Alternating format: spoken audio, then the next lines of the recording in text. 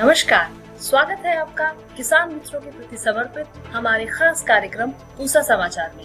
मैं आपके साथ डॉक्टर कपिला शेखावत, वरिष्ठ वैज्ञानिक सस्य विज्ञान, और मैं डॉक्टर ज्ञान मिश्रा, प्रधान वैज्ञानिक आनुवंशिकी। शुरू करते हैं आज का एक खास, जिसमें हम दर्शकों को सोयाबीन की खेती तथा टमाटर में संरक्षित खेती के बारे में बताएंगे। हमारे लिए बड़े ही उत्साह और हर्ष का विषय है कि देश के विभिन्न प्रदेशों से किसान भाई लगातार अपनी खेती किसानी से जुड़ी समस्याएं हमारे व्हाट्सएप नंबर 9560297502 पर भेज रहे हैं, जिसका समाधान हम पूसा व्हाट्सएप सलाह सेगमेंट में आपसे साझा करेंगे। और अंत में खबर मौसम की। सोयाबीन खरीफ की एक प्रमुख तिलहनी फसल है, जिसमें उच्च मात्रा में प्रोटीन एवं रेशे भी पाए जाते हैं। किसान भाई मुख्यतः जून के द्वितीय पखवाड़े में इसकी बुआई शुरू कर देते हैं। जी, और सोयाबीन में अधिक उपज लेने हेतु उन्नत किस्मों के साथ साथ अन्य महत्वपूर्ण सस्य क्रियाओं की विस्तृत जानकारी दे रहे हैं हमारे संस्थान के विशेषज्ञ डॉक्टर अक्षय तालुकदार। सोयाबीन खेती करने के लिए सबसे पहले जरूरी होते हैं भूमि निर्वाचन। कौन सी जमीन में सोयाबीन बढ़िया होती है? रेतीली लोम या दोमट जमीन, या जिस जमीन में कार्बनिक जैविक कार्बन सबसे प्रचुर मात्रा में पाया जाता है, उस जमीन में सोयाबीन खेती बहुत बढ़िया होता है। सोयाबीन जहाँ किया जाता है उस जमीन पे हर 2-3 साल के बाद कम से कम एक बार गहरी जुताई कर लेना चाहिए। वर्षा आने के बाद सोयाबीन बोने के लिए फील्ड को कम से कम 2 या 3 बार कल्टीवेटर और पाटा चलाकर समतल कर लेना चाहिए।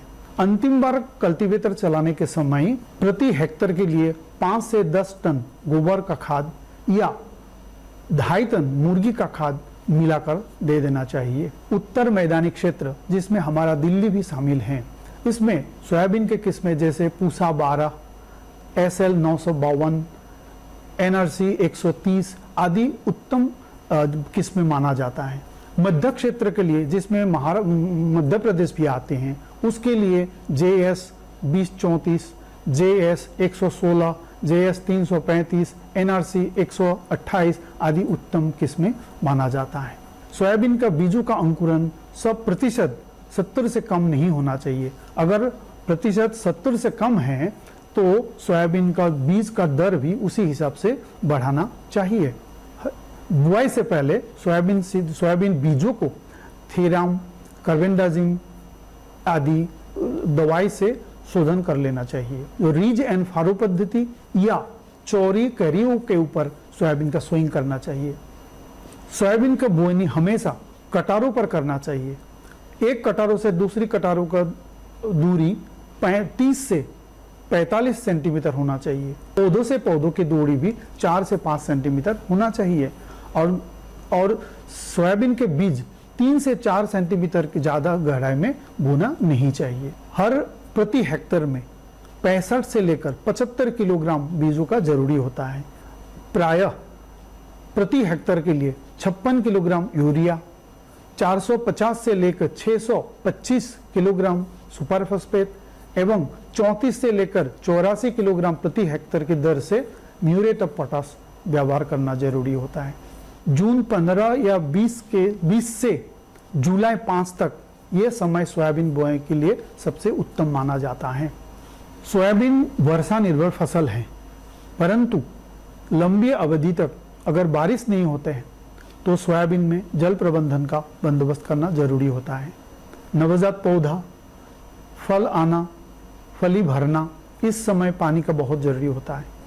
सोयाबीन का दूसरा समस्या होता है खरपतवार। खरपतवार नियंत्रण करने के लिए दवाई भी छिड़काव कर सकते हैं, परंतु विशेषज्ञों की सलाह पर ही यह काम करना चाहिए। इससे फलों का नुकसान नहीं होता। संरक्षित खेती, जिसे प्रोटेक्टेड कल्टीवेशन भी कहते हैं, इसके प्रति आजकल किसानों का रुझान बढ़ रहा है। इसके माध्यम से बेमौसमी सब्जी की खेती करके किसान भाई अपनी आय बढ़ा सकते हैं। जी बिल्कुल, और आज हम आपके लिए संरक्षित अवस्था में टमाटर उत्पादन की किस्मों एवं अन्य समसामयिक कृषि कार्यों की विस्तृत जानकारी लेकर आए हैं, जिसे बता रहे हैं हमारे संस्थान के विशेषज्ञ डॉक्टर PK सिंह। इसको जब हम बाहर लगाते हैं खुले खेत में, तो इसकी जो आयु होती है पौधे की वो लगभग 3.5 महीने 4 महीने में ख़त्म हो जाती है। लेकिन जब हम इसको पॉली हाउस या नेट हाउस इसके अंदर या संरक्षित संरचनाओं में लगाते हैं तो इसकी जो जीवन अवधि होती है वो लगभग 10 से 11 महीने तक की होती है। और तो आपको एक लंबा पीरियड मिलता है जिसमें आप फल की तुड़ाई कर सकते हैं। इसलिए जब हम किस्मों का चयन करते हैं तो हमें सावधानी बरतनी चाहिए। जो किस्में हम अंदर लगाने के लिए संरक्षित संरचनाओं में लगाने के लिए उपयोग करते हैं वो असीमित बढ़वार वाली होती हैं। जैसे आप देख सकते हैं ये किस्म जो है ये असीमित बढ़वार वाली है और ये 20-25 फुट तक ऊपर बढ़ सकती है। और हमारे भारतीय कृषि अनुसंधान संस्थान पूसा नई दिल्ली द्वारा इसकी जो संकर किस्म विकसित की गई है पूसा रक्षित। इसके अलावा एक दूसरी किस्म है पूसा टमाटर संरक्षित 1 जो कि जिसके फल गोल आकार के होते हैं और आप देख सकते हैं इस अच्छे किस्म के फल होते हैं और गुच्छों में इनकी फलत होती है। इसके अलावा चेरी टमाटर की हमारी 2 प्रजातियां जो कि संस्थान द्वारा विकसित की गई हैं पूसा चेरी 1 गोल आकार के फलत वाली होती है और लाल रंग की होती है। दूसरी किस्म है हमारी कि Pusa golden cherry tomato number 2। Pusa जो गोल्डन चेरी नंबर 2 है ये सुनहरे आकार के इसके रंग के फल होते हैं और गोल आकार के होते हैं और ये बहुत ही इसमें जो बीटा कैरोटीन है विटामिन ए की जो मात्रा है बहुत अधिक है और इसमें जो विटामिन सी की मात्रा है एस्कॉर्बिक एसिड है वो भी काफ़ी अच्छी मात्रा में पाया जाता है। आप इसको कटिंग के माध्यम से भी लगा सकते हैं। और जैसे आप ये देख रहे हैं कि जो एक्सिलरी बड होता है जो ये यहाँ से नया सूट निकलता है इसको हम लेते हैं और इसको जो मृदा रहित माध्यम है उसमें आप लगा देते हैं तो 8 से 10 दिन के अंदर इसमें जड़ों का फुटाव हो जाता है और उन जड़ों की निकलने के बाद आप 22 से 25 दिन के अंदर इसको ज़मीन में रोपित कर सकते हैं और उससे आपकी ये फसल तैयार हो जाती है। और इसमें जो हम दूरी रखते हैं पौधे से पौधे की दूरी 50 सेंटीमीटर रखते हैं और लाइन से लाइन की दूरी जो है वो करीब 100 सेंटीमीटर रखते हैं। इस पर हम हमेशा सिंगल स्टेम एक ही तने को लेके चलते हैं।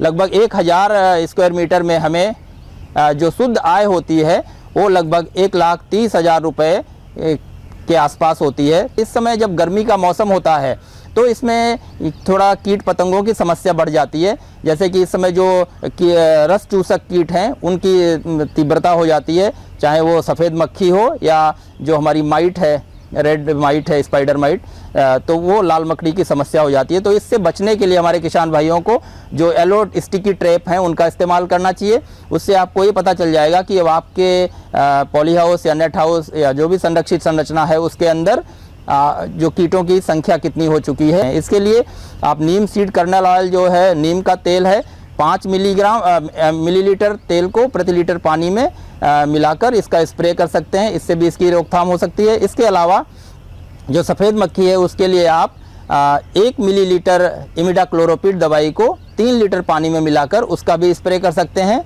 और जो हमारी लाल मकड़ी है उसके लिए आप ओवेरान या ओमाइड नामक दवाई का इस्तेमाल कर सकते हैं। पूसा समाचार में अब समय है पूसा व्हाट्सएप सलाह सेगमेंट का, जिसमें हम आपके द्वारा भेजी गई खेती किसानी से जुड़ी समस्याओं का समाधान बताएंगे।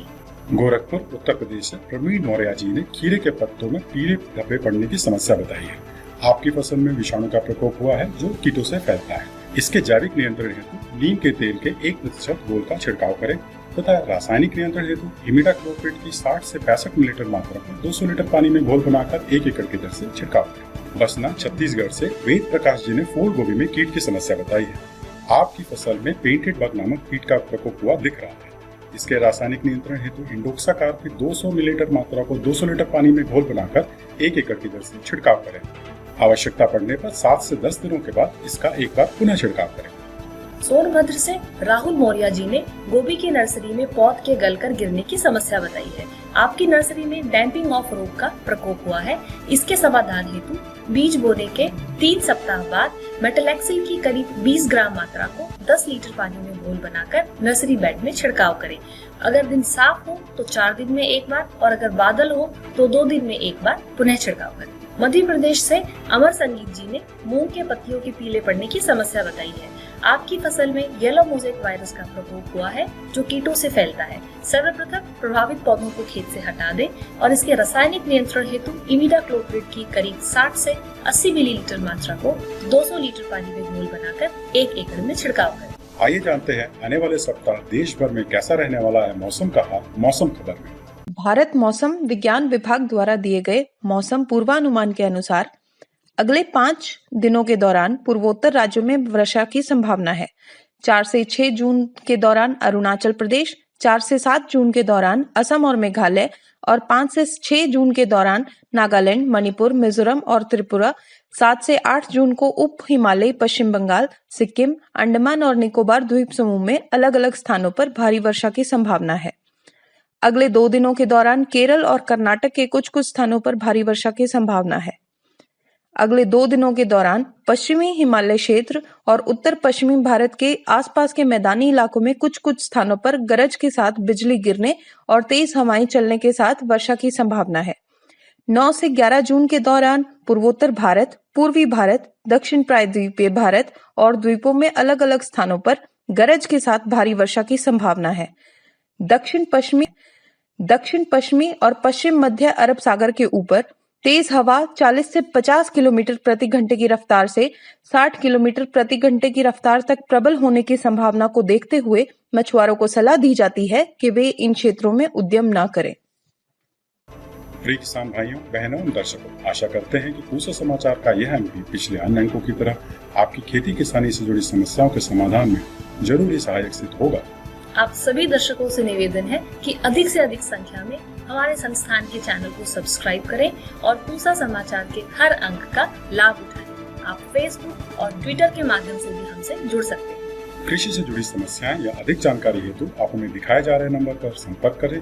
साथ ही अपना नाम और पता अवश्य लिखें। आपके सुझावों और प्रतिक्रियाओं का हमें हमेशा इंतजार रहता है। कृषि की दिशा में यदि लाने हो नवाचार तो देखते रहिए हमारा साप्ताहिक कार्यक्रम पूसा समाचार। कुछ अन्य महत्वपूर्ण विषयों के साथ अगले शनिवार हम फिर हाजिर होंगे। तब तक अपना ख्याल रखिए और हमें दीजिए इजाजत। नमस्कार।